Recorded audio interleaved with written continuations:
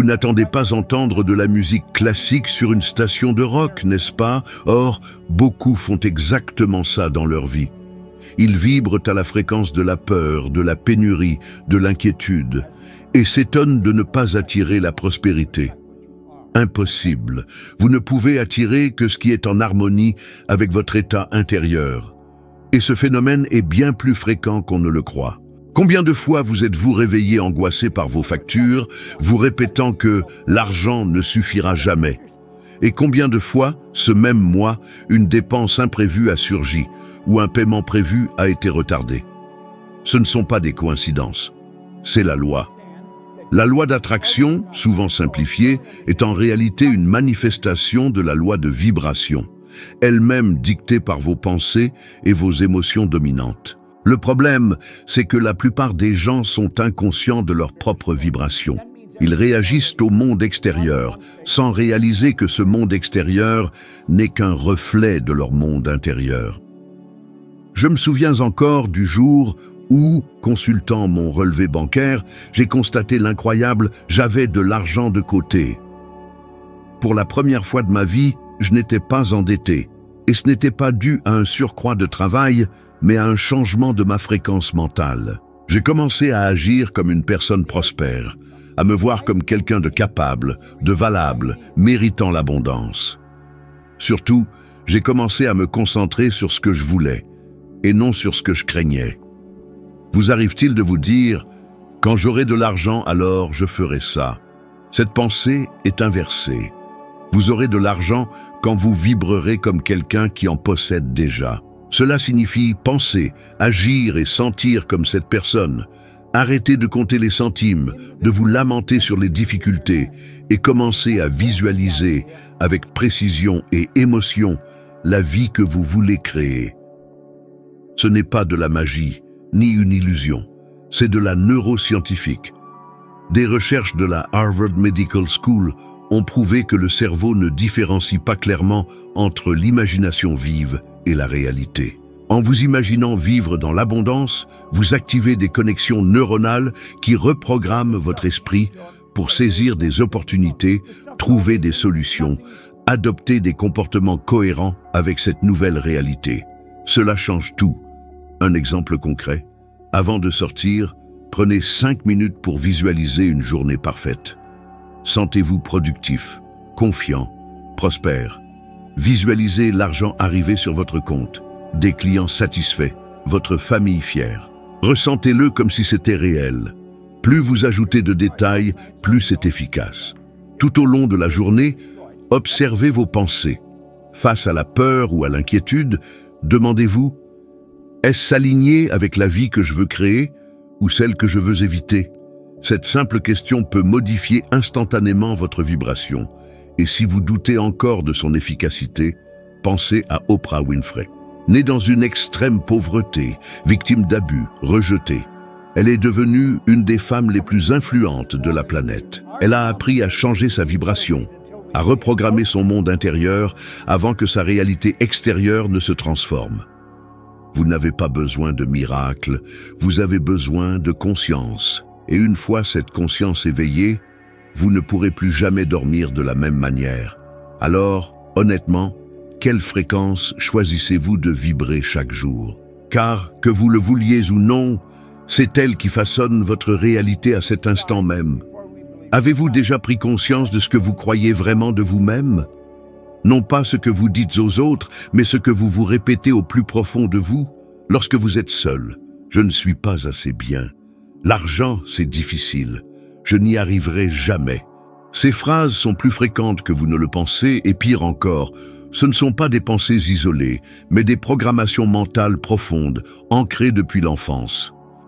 La plupart des gens vivent comme dans un labyrinthe, se cognant sans cesse au même mur, répétant les mêmes schémas, sans réaliser que leur prison est auto-construite, le fruit d'une image de soi déformée. Vous pouvez travailler dur, lire des livres, suivre des formations, mais si vous croyez au fond de vous que vous n'êtes pas capable, que vous ne le méritez pas, ou que vous n'aurez jamais assez d'argent, tous vos efforts seront sabotés.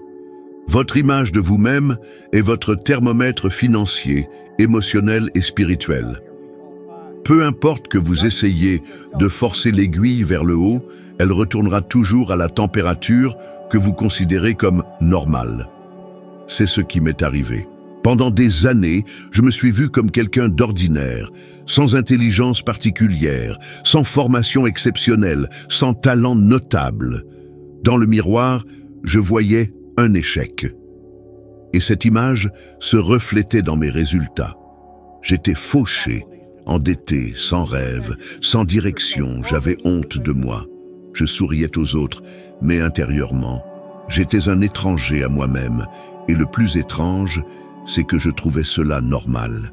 Après tout, personne autour de moi ne vivait différemment. Nous étions tous pris dans le même brouillard, jusqu'au jour où, en étudiant en profondeur l'esprit humain, j'ai compris. Nous ne vivons pas la réalité telle qu'elle est, mais telle que nous la croyons. Et plus encore, nous vivons en fonction de ce que nous pensons pouvoir recevoir. Des recherches en psychologie comportementale montrent que l'image de soi est le plus grand indicateur de réussite ou d'échec dans tous les domaines de la vie. Ce n'est pas le QI, ni le talent, ni la formation. C'est ce que la personne croit sur elle-même. C'est pourquoi tant d'athlètes, d'artistes et d'entrepreneurs prospères viennent d'histoires difficiles. Ils n'ont pas réussi malgré les difficultés, mais parce qu'ils ont, à un moment donné, changé leur image d'eux-mêmes. Mais ce changement ne se produit pas à l'extérieur, il commence dans l'invisible. Il commence lorsque vous décidez de rompre avec tout ce qui vous a été imposé sans votre consentement. Ce n'est pas pour toi. Personne dans notre famille n'a jamais eu d'argent. Mieux vaut ne pas trop rêver. La vie est dure, point barre. Avez-vous entendu ces phrases ? Je les ai entendues, et pendant longtemps, je les ai crues. Mais la vérité, c'est que ce ne sont pas vos propres paroles, ce sont les échos de peur héritées, de frustrations anciennes. Et vous n'avez plus besoin de les porter. Vous pouvez remplacer cette programmation. Tout commence par le choix d'un nouveau modèle mental, par la question quotidienne. À quoi ressemblerait la version la plus puissante de moi-même? Et agir comme si vous étiez déjà cette personne. Quand j'ai commencé à faire cela, ma vie s'est mise à s'épanouir. Ce n'était pas de la magie, c'était un changement de mentalité. J'ai commencé à m'imaginer riche, même le porte-monnaie vide, à marcher avec assurance, même si j'étais intérieurement angoissé, à parler avec conviction, même en doutant. Et quelque chose d'incroyable s'est produit. Les gens ont commencé à me traiter différemment, car j'avais changé. Ma vibration avait changé, mon image intérieure avait changé, et le monde extérieur a dû s'adapter. Avez-vous remarqué comment certains semblent attirer les opportunités avec aisance, sans effort apparent, tandis que d'autres, malgré tous leurs efforts, rencontrent toujours les mêmes obstacles? Ce n'est pas la malchance, ni le destin, c'est l'image de soi. La différence entre une vie d'abondance et une vie de pénurie peut se résumer à une subtilité, votre réaction face à un compliment. L'acceptez-vous avec assurance ou le rejetez-vous avec timidité? Changez cela. À partir d'aujourd'hui, regardez-vous dans le miroir et dites « Je suis capable, je suis précieux, je mérite de prospérer ». Au début, votre esprit résistera. Il dira que c'est un mensonge. Mais si vous persistez, cette nouvelle idée prendra racine, deviendra partie intégrante de votre système de croyances. Et quand cela arrivera, tout autour de vous commencera à s'aligner avec cette nouvelle identité. Pensez à Howard Schultz, ancien PDG de Starbucks. Il a grandi dans un quartier pauvre de Brooklyn, fils d'un chauffeur routier accidenté et sans assurance. Sa vie était la définition de la précarité. Mais il se voyait capable de changer le monde, et il l'a changé. Il a créé un empire mondial parce qu'il a refusé d'être limité par l'image que les autres avaient de lui. Vous n'avez pas besoin d'être célèbre pour entamer cette transformation. Vous avez juste besoin de faire un choix. Cessez de vivre en reflet des opinions des autres. Cessez de répéter des histoires qui ne sont pas les vôtres. Vous n'êtes pas votre dette, vous n'êtes pas votre passé. Vous êtes l'image que vous choisissez de porter à partir de maintenant. Demandez-vous, qui êtes-vous quand personne ne vous regarde? Et plus important, qui choisissez-vous d'être à partir d'aujourd'hui? Incarnez cette nouvelle version pendant 30 jours. Visualisez-la, affirmez-la, agissez comme elle et préparez-vous, car le monde commencera à vous reconnaître pour ce que vous êtes devenu. Il existe une loi universelle, infaillible, qui opère dans votre vie en ce moment même, que vous en soyez conscient ou non. La loi de cause à effet. Ce que vous semez, vous le récoltez. Ce que vous émettez, vous le recevez en retour, multiplié. C'est une des lois les plus puissantes et aussi l'une des plus ignorées par ceux qui vivent dans la pénurie. Pourquoi? Parce qu'ils croient encore que les résultats de la vie sont aléatoires, que certains ont de la chance, tandis que d'autres sont maudits par les circonstances. Mais l'univers ne fonctionne pas avec la chance, il fonctionne avec précision. La seule question que vous devriez vous poser aujourd'hui est « Qu'ai-je envoyé au monde dernièrement ?» Il est étrange de voir tant de gens demander plus à la vie, plus d'argent, plus d'amour, plus de reconnaissance, tout en donnant le strict minimum. Ils font le minimum au travail, évitent les engagements, procrastinent, se plaignent, jugent, puis s'étonnent que les choses ne fonctionnent pas. La vérité est simple et implacable. Ce que vous recevez est proportionnel à ce que vous êtes prêt à donner. Pendant longtemps, j'ai cru que le secret était de travailler sans relâche. Je pensais qu'en multipliant les heures, l'argent suivrait. Mais personne ne m'a jamais dit que travailler dur sans intention, sans but, sans générosité, n'est qu'une forme déguisée de pénurie, une tentative désespérée de contrôler le résultat sans comprendre la cause. C'est seulement en comprenant cette loi que tout a changé. J'ai cessé de regarder ce que les autres m'offraient et j'ai commencé à me demander « Qu'est-ce que j'offre ?» Et j'ai réalisé que plus je contribuais, plus les portes s'ouvraient. Non pas parce que je voulais quelque chose en retour, mais parce que l'énergie que je mettais dans le monde me revenait avec la même intensité et la même fréquence. Je me souviens d'une expérience simple. J'ai commencé à traiter chaque conversation comme une opportunité d'apporter quelque chose de précieux, un compliment sincère, une écoute attentive. Le retour a été immédiat. Les gens ont commencé à m'écouter différemment, à me recommander, à me valoriser davantage. Ce n'était pas une coïncidence, c'était la loi en action. Cela me rappelle Keanu Reeves, connu pour sa générosité discrète. Il fait des dons importants aux hôpitaux, partage son salaire avec les équipes techniques, traite tout le monde avec respect, du chauffeur au réalisateur. Et le plus fascinant, il ne le fait pas pour les applaudissements. Il a simplement compris, peut-être intuitivement, que ce que vous donnez, vous le multipliez. Non pas par stratégie marketing, mais par loi universelle. Regardez votre propre vie, soyez honnête. Quand avez-vous donné le meilleur de vous-même sans attendre de reconnaissance? Quand avez-vous dépassé les attentes, non par peur de perdre, mais par désir de contribuer? On me demande souvent « Pourquoi je n'arrive pas à gagner plus d'argent ?» Et je réponds « Donnez-vous plus de valeur que ce pourquoi vous êtes payé. Car vous n'êtes pas payé pour le temps que vous passez au travail, mais pour la valeur que vous créez. » Beaucoup attendent d'avoir chaud pour mettre du bois dans le feu, mais la loi est claire. Vous ne sentirez la chaleur qu'après avoir mis le bois. Toujours. C'est une métaphore simple, mais qui révèle une des plus grandes vérités spirituelles de l'existence humaine. Vous devez être le premier à agir. L'univers ne répond pas au désir, il répond à l'action. Un exercice pratique. Pendant 3 jours, concentrez-vous sur le fait de donner plus que ce qui est attendu dans tout ce que vous faites. Au travail, en famille, avec les amis, donnez plus d'attention, de présence, d'écoute, de contribution. Ne parlez pas de ça, faites-le simplement, puis observez. Vous serez surpris de ce qui vous reviendra.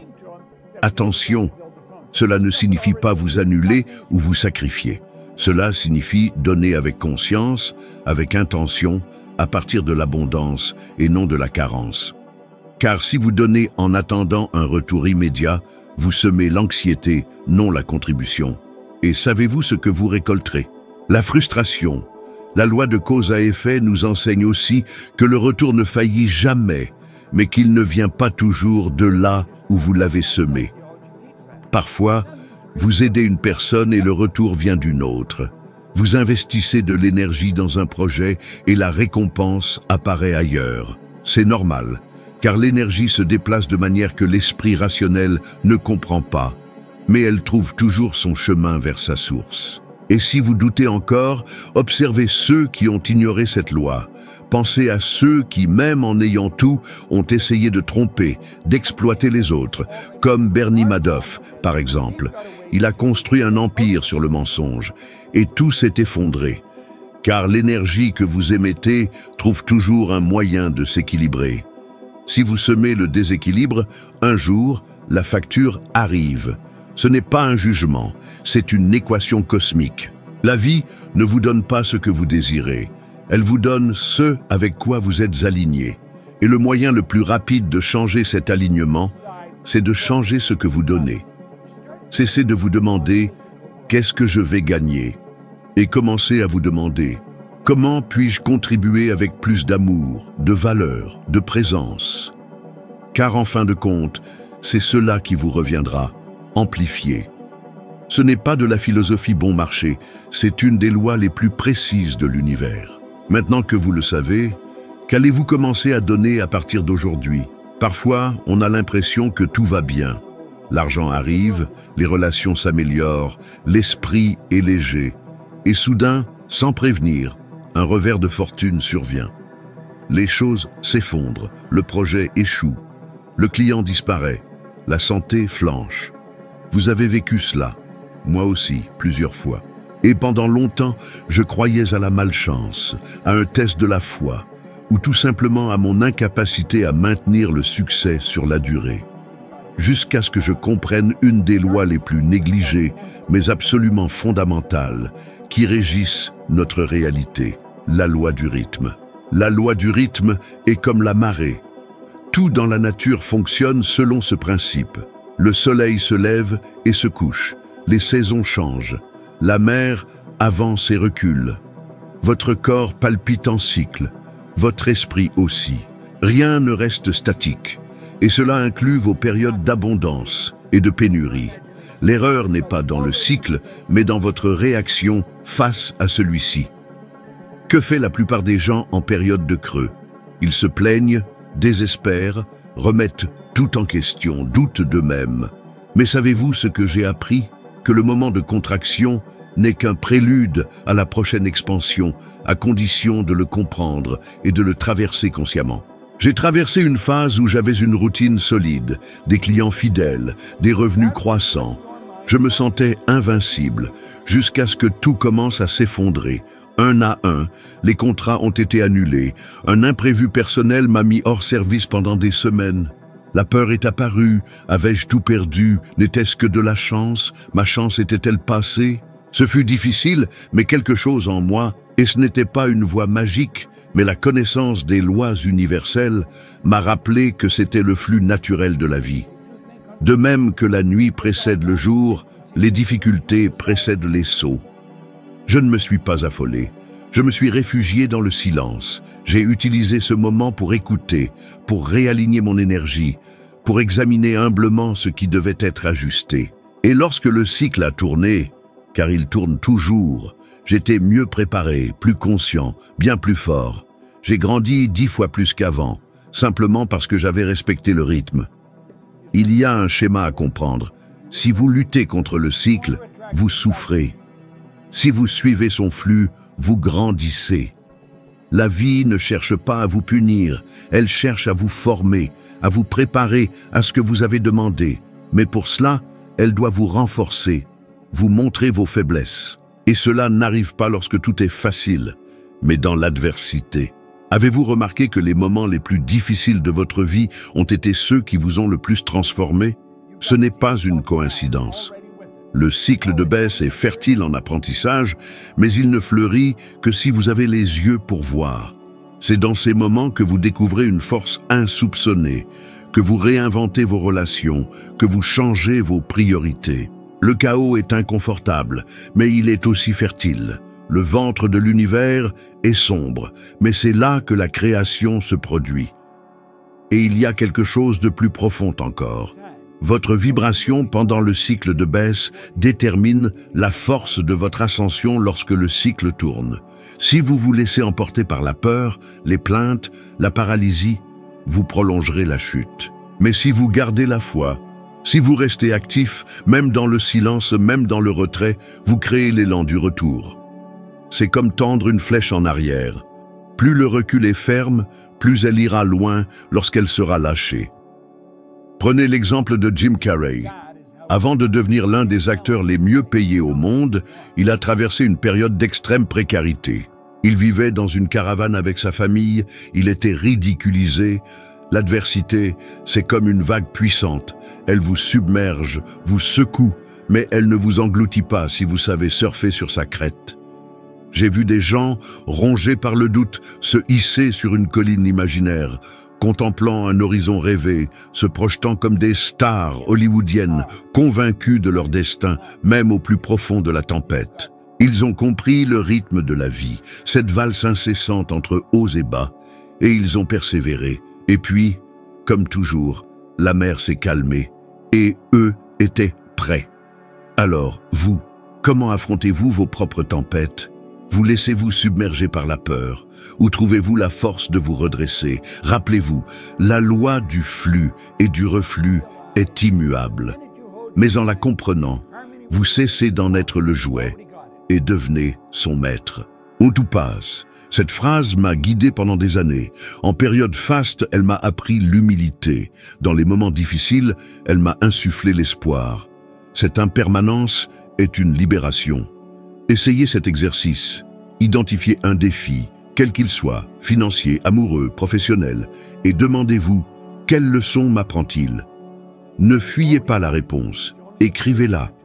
Puis, dites-vous, j'accepte ce cycle, j'ai confiance en l'avenir, je suis prêt à tout. Répétez cela chaque jour pendant une semaine.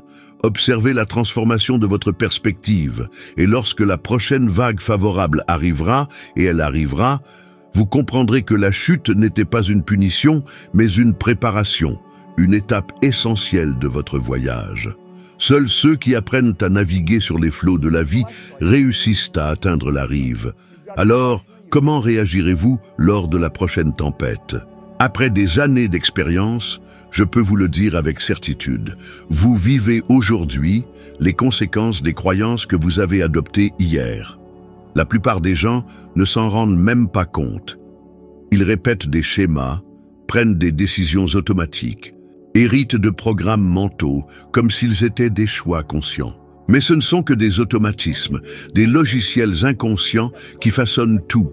Vos finances, vos relations, votre santé, votre estime de soi, votre capacité à rêver, et surtout, qui limitent la réalisation de vos rêves. Imaginez votre mental comme un système d'exploitation qui tourne en arrière-plan.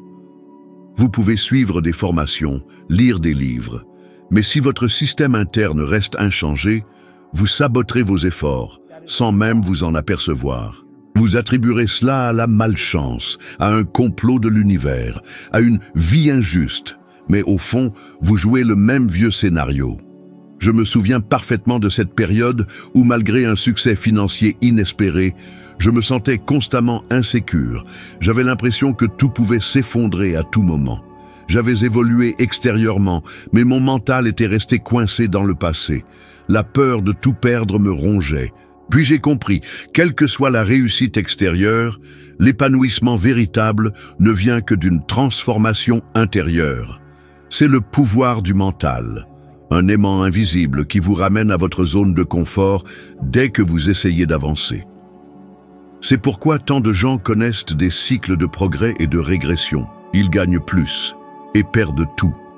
Ils débutent une relation extraordinaire et la sabotent.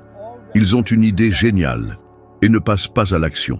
C'est leur mental qui murmure « Tu n'es pas cette personne, retourne à ce que tu connais ». Et le pire, la plupart obéissent. Mais voici la bonne nouvelle, ces programmes mentaux peuvent être réécrits. Ils ont été installés, donc ils peuvent être réinstallés.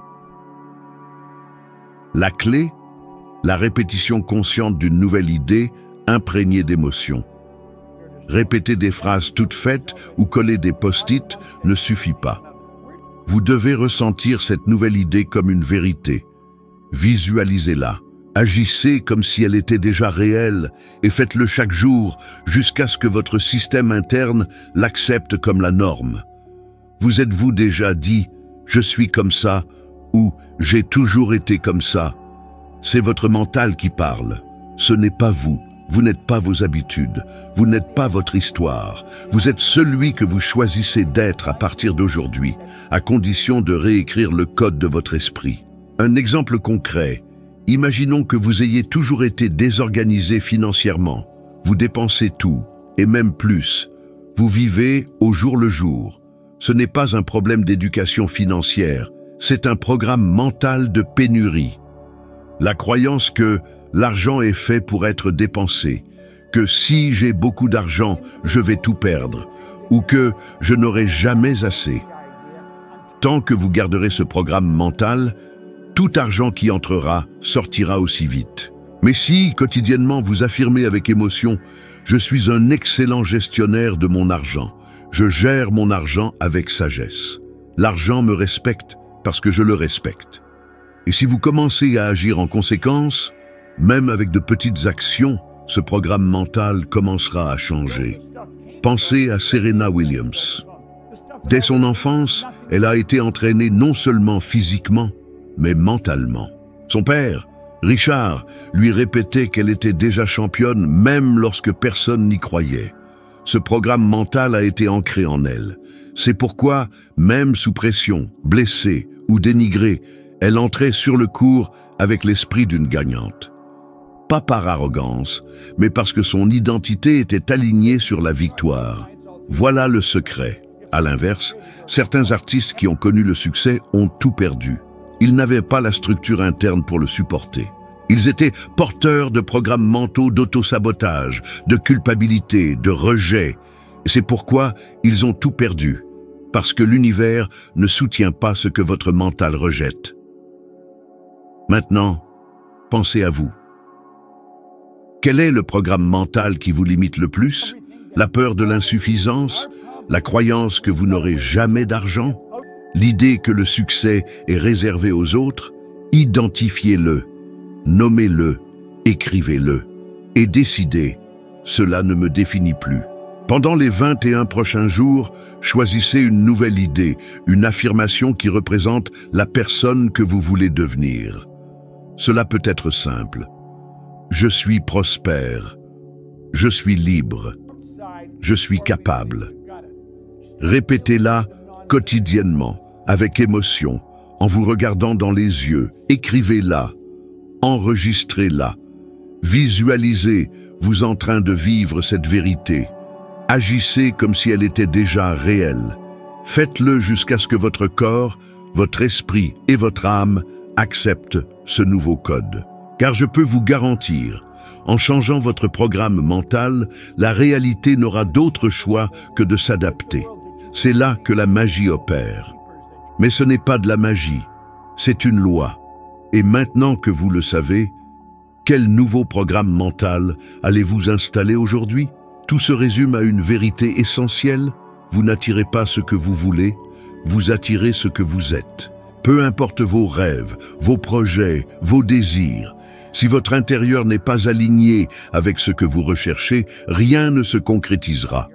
Par conséquent, le travail le plus important de votre vie est celui-ci. Changez de l'intérieur vers l'extérieur. Si ce contenu vous a touché, n'ignorez pas l'appel. La prochaine vidéo vous permettra d'aller plus loin. C'est une marche supplémentaire sur l'échelle invisible qui vous rapproche, jour après jour, de votre meilleure version. Montez ce degré. Soyez 1% meilleur qu'aujourd'hui. Merci de m'avoir suivi, à la prochaine vidéo. Avez-vous déjà observé comment certains semblent attirer la richesse comme des aimants, tandis que d'autres, malgré tous leurs efforts, peinent à s'en sortir? Ce n'est ni une question de chance, de pédigré, ni même de diplôme. Il existe une mécanique, une véritable science de l'abondance, aussi précise que n'importe quelle loi physique. Une loi implacable, agissant avec une rigueur mathématique, indépendamment de vos croyances. Pendant longtemps, j'étais aveugle à cette réalité. Je croyais la richesse inaccessible, réservée à une élite privilégiée. J'avais intériorisé une vision de la rareté, une conviction profonde que l'argent était synonyme de dur labeur, d'une lutte incessante pour le minimum vital. Et pendant des années, ma vie a confirmé ces croyances. Acculé par les dettes, perdu dans un cycle infernal de recommencer sans cesse à zéro, j'étais en plein naufrage financier. Vous vous reconnaissez? Tout a basculé grâce à un livre offert par un homme nommé Raymond Stanford. Pensez et devenez riche. Ce fut une véritable révélation. Il ne s'agissait plus simplement de gagner de l'argent, mais de comprendre les lois universelles et de m'harmoniser avec elles. J'ai découvert qu'enrichir n'était pas le fruit du hasard, mais d'une science précise, d'une formule qu'il suffisait d'appliquer. Cette formule repose sur un principe fondamental. Tout est énergie, tout est vibration et tout est en constante évolution. Vous aussi, vos pensées aussi. Concrètement, cela signifie que vous attirez ce avec quoi vous êtes en résonance vibratoire. Vos pensées et vos émotions définissent votre fréquence et par conséquent ce que vous attirez. Imaginez une radio. Si vous réglez sur une fréquence, par exemple 101.1 FM, c'est cette fréquence que vous recevez.